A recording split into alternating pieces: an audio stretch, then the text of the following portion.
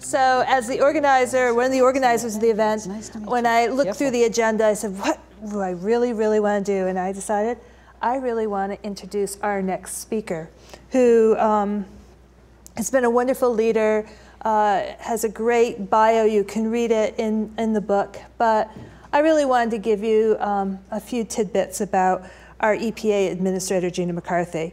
She has really led from within in the administration, and she's done so with incredible humor, incredible strength. I've seen her deal with agricultural groups who, on first impressions, they're not really all ready to love the EPA.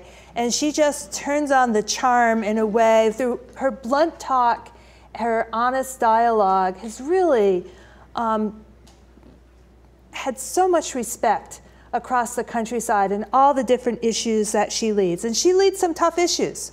She is really the president's champion on climate change, working on cleaner cars with greenhouse gas cuts to, trying to do that half of the emissions cut by 2025, power plants, 20% greenhouse gas cut by 2030. Not easy challenges to take on. She has been working with mayors. We're very focused on the federal government today, but the administrator has been very focused on mayors, working with them on infrastructure, trying to save water, so it filters into the soil, helps the groundwater, making neighborhoods more livable, reducing sewer overflows and stormwater pollution. She's been pushing for improved laws to protect the public health from toxic chemicals, a strong advocate for government leading by example and engaging her employees. She's a mom. She's a leader. And as a young woman, and now for me as an older woman, we're both from the same state, the great state, the Commonwealth of Massachusetts. I love her accent. But most importantly, one of the things that we share in common is a deep, deep love of the Boston Red Sox. No Yankees, no Yankee fans here.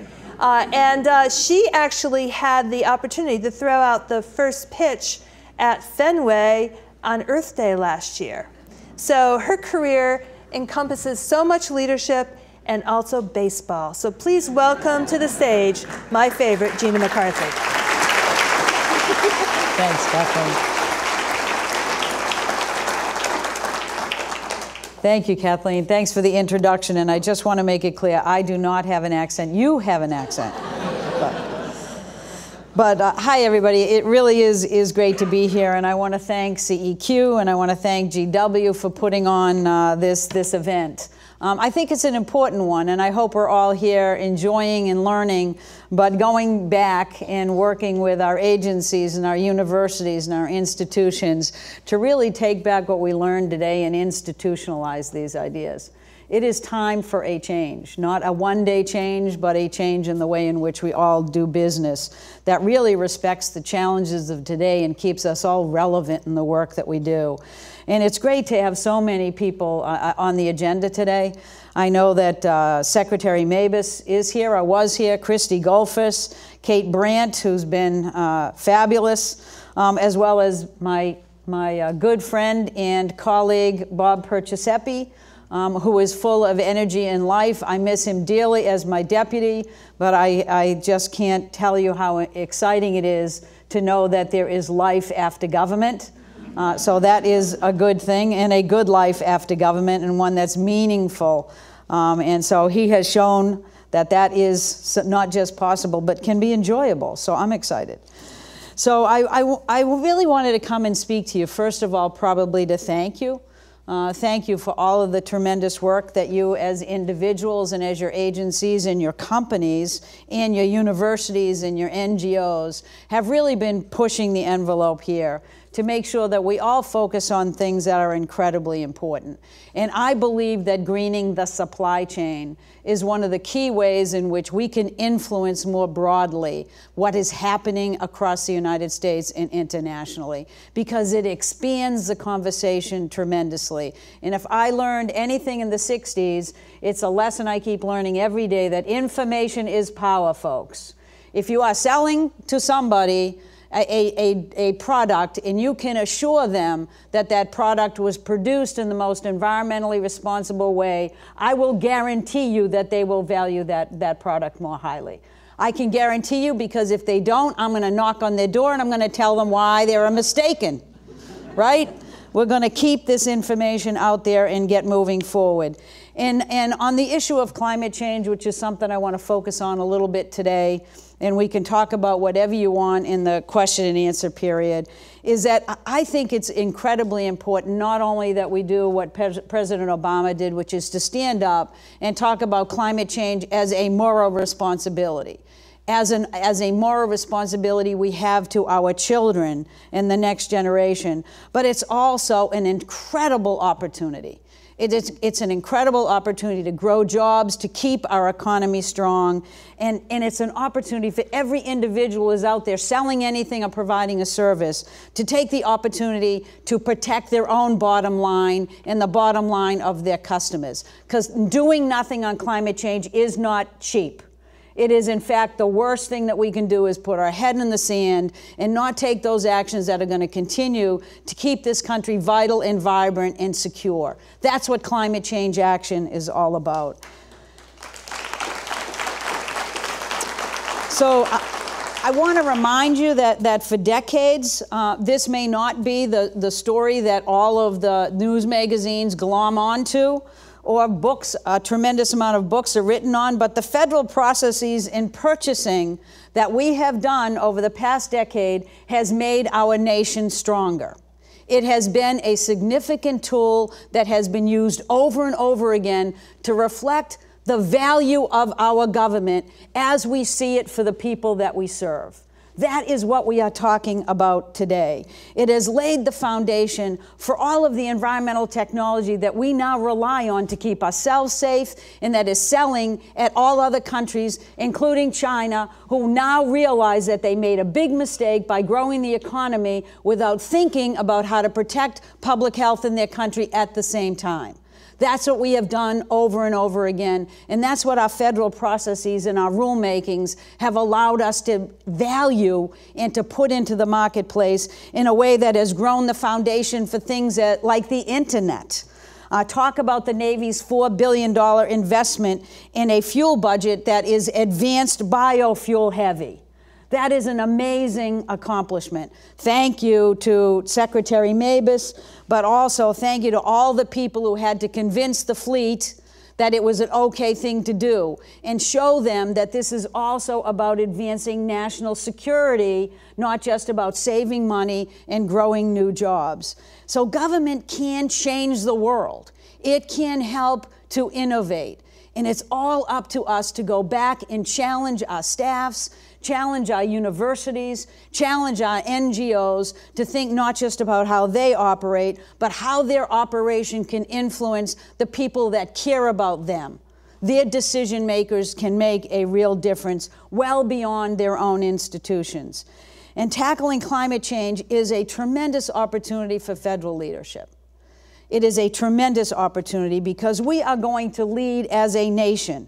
We are going to be the first government to tackle this issue effectively. That is what President Obama has put on our plate, and that is what we can deliver. And part of that effort is showing everybody else that when you take action on climate, you are not just doing the right thing, but you are saving money, and you are growing the economy, and you are growing jobs. That is what you can show to people, because you can invest the way you want everybody to invest in the future of this country and in the safety and protection of our children.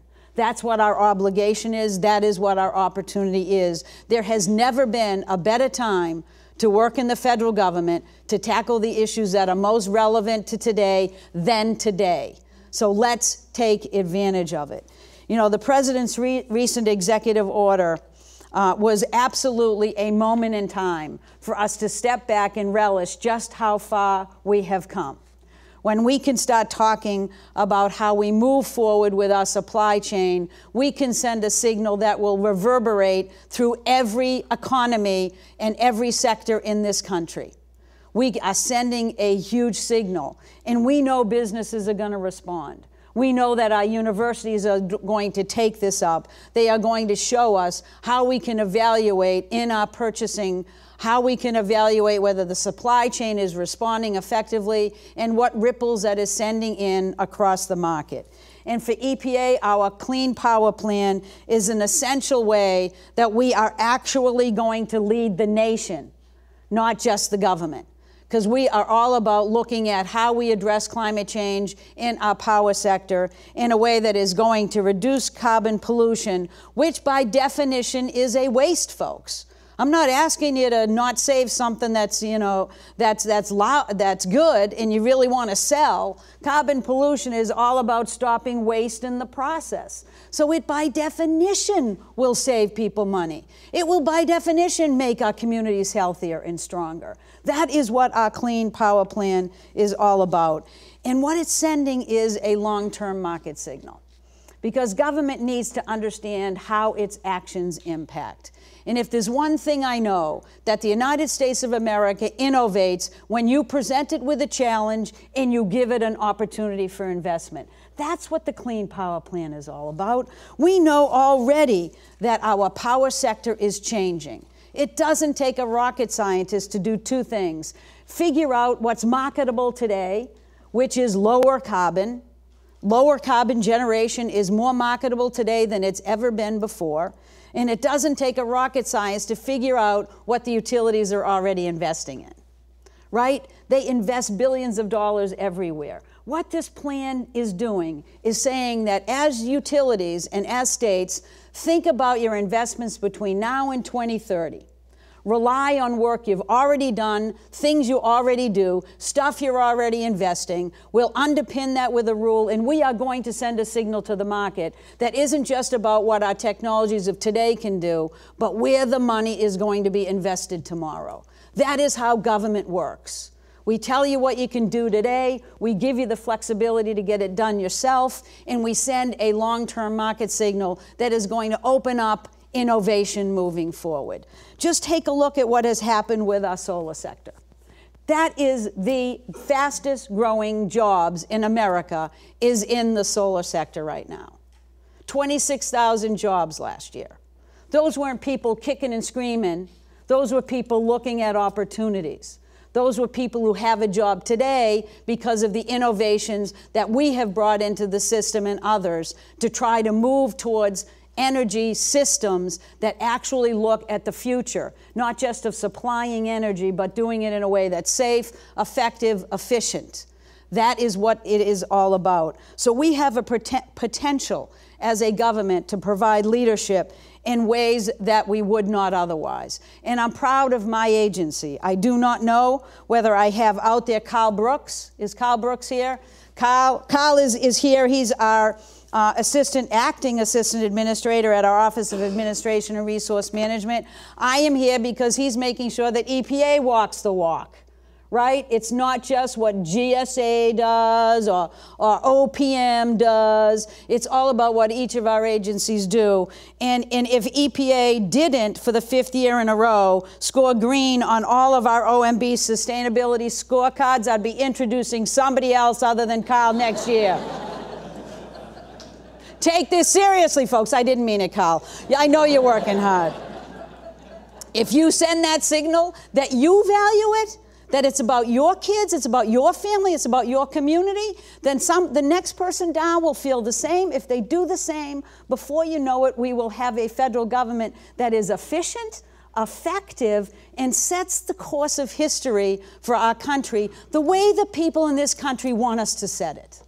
They don't want an inefficient federal government. They don't want to argue about whether climate change is real. They just want a government that looks at the science, reacts to it, and behaves the way you're asking them to behave, right?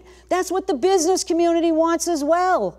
They already are stocking up because they already have made lots of decisions on what new technologies are bright for the future, knowing where we're heading. And I went into a conference at the UN last year in New York when it was the business community saying, you know, we've been pricing carbon into our products and our technologies and our services for a long time. Governments, what the heck is the matter with you, right? It's about time you get on board. Businesses are embracing this in a way that we've been slow getting to the table. So we're at the table now. You have a leader who wants us to move. You have a leader who wants the federal government to lead. There is no shyness in the way in which this president is challenging us and the nation to move forward. All I want to do is to remind you that you came into the federal government to make the exact changes that this president is asking you to make. You didn't come here to learn the processes of yesterday and to make sure they never changed. You came here to work together as our own community to show them that this government is for, by, for, and of the people, right? We are the ones to deliver that. And I have great faith that with the work in hand that we have already started, with the people around this table, with the students our universities are teaching, some of which I met with last week at the White House because they're all about teaching sustainability, getting troops rallied among the students to fight for things like climate change. We will get this done, and we'll get it done in spades. But remember, you got to take it back to your own agency. You got to talk about it. You got to remind people what you value, not just as their boss or their colleague or the support staff, but what they value most in this world is the future of their children. That's what you all are working for. Thank you very much, and let me take some questions.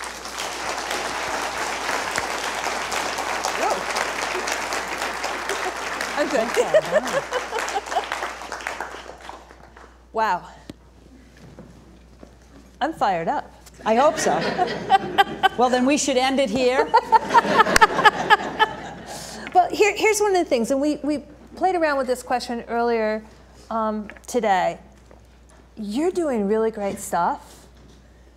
These guys out in the audience, they're doing really great stuff.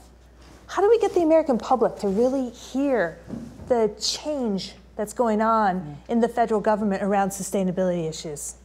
That's a really good question. You know, I had that was the same question that I was asked by the students I referenced, because they're trying to figure out how they keep their students' attention to rally and do things and get together and think about the efficiency at the universities, because everybody is so busy. Nobody knows how to grab people's attentions enough. I think, you know, in my world, it's been a sea change over the past 2 years. And I'll tell you what I think accomplished that. And I think it was when President Obama stood up and he gave a speech at Georgetown that was an amazing, an amazing confirmation of the challenge of climate change, what the science says, and he said we're moving forward. And he got the entire administration to develop a plan to do that he unveiled. It was, to me, it's changed a lot. When we go out and we do, you know, when we look at what people think and what the polls show, you're talking now 60 to 70% of the people are looking at the climate change that's already happening and the damage. And so they're engaged and they're invested. What I think we failed to translate that into is very specific messaging about actions to be taken. You know, and I think we all have that challenge. The federal government is sometimes so disconnected or far away from the people that we serve that those messages are hard to get out. And I think we're doing great stuff. I think working with the supply chain helps with that effort, because you're sending signals not just at the federal level, but through the entire market that you work with. And so it oftentimes gets to community levels. But we do all kinds of things like providing visibility to great actors, the businesses who are performing well, you know, the appliances that are highly efficient. I mean, everybody knows Energy Star and those things. It's incredibly important, just as it always is, to give positive reinforcement and visibility. But you're right, it's always going to be a tremendous challenge for the federal government to get a lot of credit for what it does, even when it's most creative. And sometimes we have to pat one another on the back.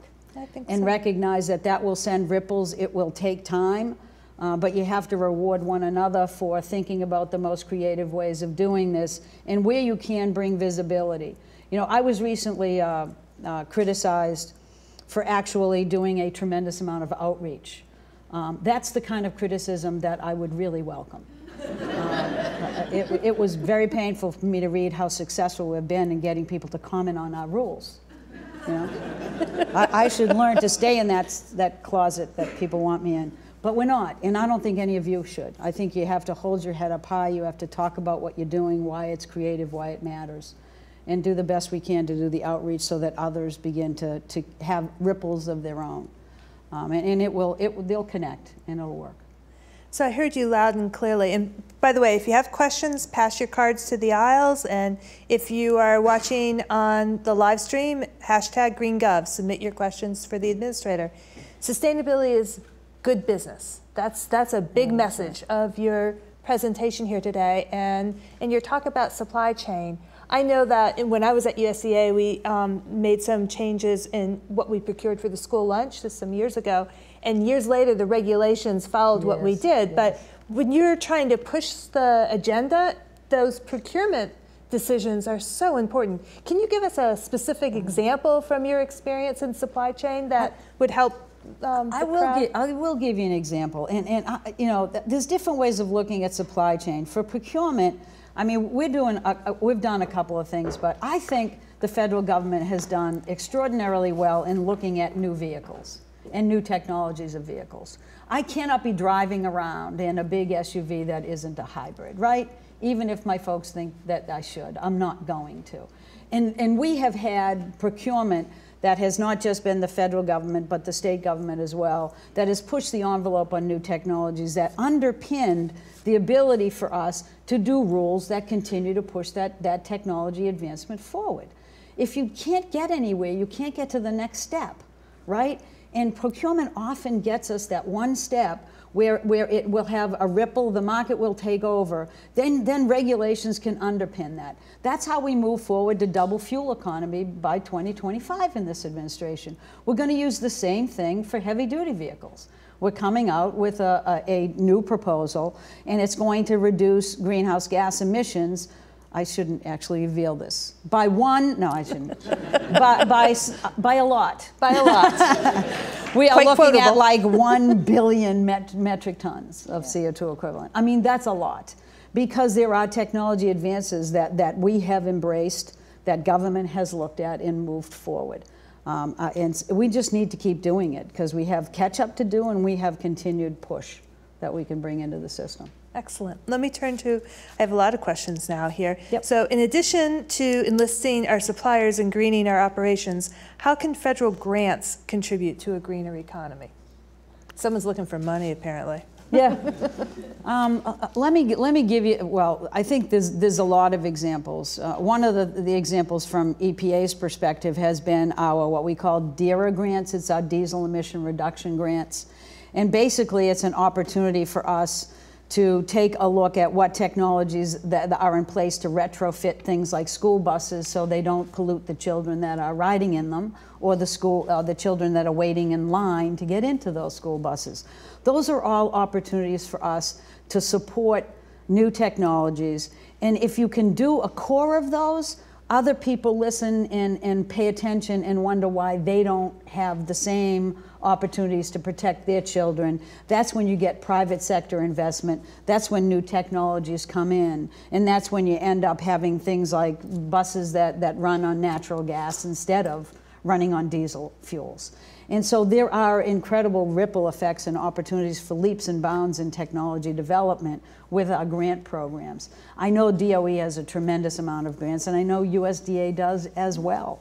And these are, they shouldn't be looked at as, you know, continued, you know, a way of supporting current technologies or products. They should be looked at as ways of sparking the market for new. And so we pay pretty careful attention to continually look at ours so they're not a crutch, but they are that next step that we're looking for. Great. As a leader on federal sustainability, what lessons can you offer other federal agencies? Well, you've been doing something. Question. But I think one of the things that people, and we had a survey of the crowd that registered, I think a lot of people are wondering, how do you really change culture in an agency? How do you really get down to all the nooks and crannies in a bureaucracy and change people's hearts and minds? That's a really hard question, and I've worked at every level of government, and the higher up, the more it gets difficult. I just think because of the size. I mean, I think people in the private sector dwell on the same thing. You know, my formula would be you really need to have clear leadership. A leader needs to say what they value and what's important to them, and set realistic goals. People need to be rewarded at every level in an agency for achieving those goals and for recognizing and thinking new things. I constantly want to revisit not decisions, but processes that are in place, because in my opinion, the federal government and in many cases the state level as well, you know, when somebody uncovers that there was a problem somewhere, they layer 10 times more bureaucracy in order to fix that, and it lasts there for 30 years. It has never added value, and nobody can even remember why you put it in place. So I really honestly believe that when a new person comes in and says, why do you do that, and you say, I don't know, if you can't find out, then get rid of it. Do you know what I mean? Don't say, don't ask me, like they're a little child. Don't ask me why, because mother said. You know, take it as a clue that maybe it just doesn't add value. And at EPA, we've been doing the lean process, which is the Kaizen process. It opens up opportunities for staff at every level to be raising questions and concerns in a way that's visible, in a way that gets action, in a way that is lean. It's a short opportunity to take a look at a decision process and change it. I think it changes everything. But honestly, it's a long process. It never is going to be overnight. And perhaps the biggest thing to do is not just to get everybody involved, but tell them why you're doing it. Why does it matter?